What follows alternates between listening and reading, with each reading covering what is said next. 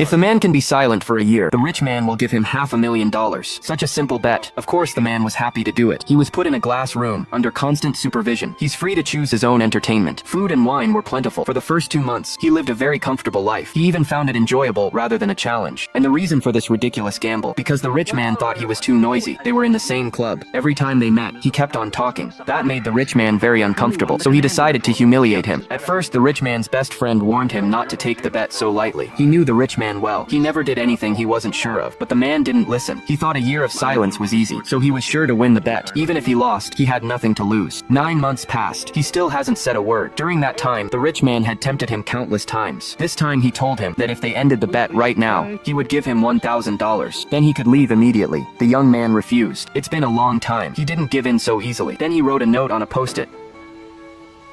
So the rich man tried to psychologize him again. He said the man's wife was beautiful. She must be very lonely right now. She hasn't visited him once in months. She hasn't even answered his letters. You may lose your wife, Tennyson.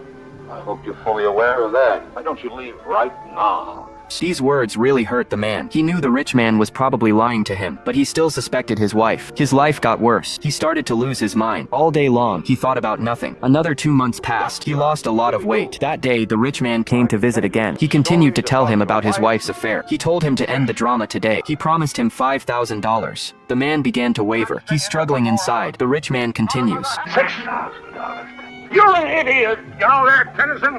I know you are. You're ready to crawl up the walls.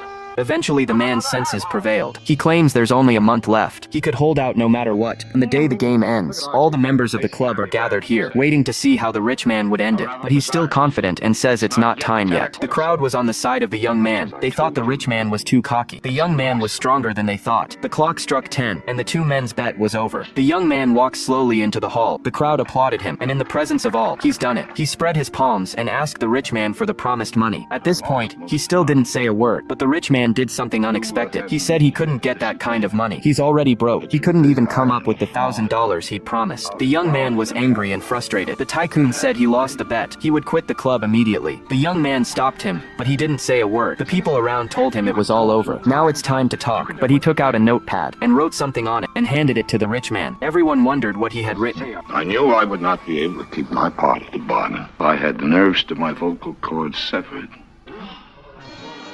The rich man had lost his reputation. The young man lost his ability to speak. So who won the bet?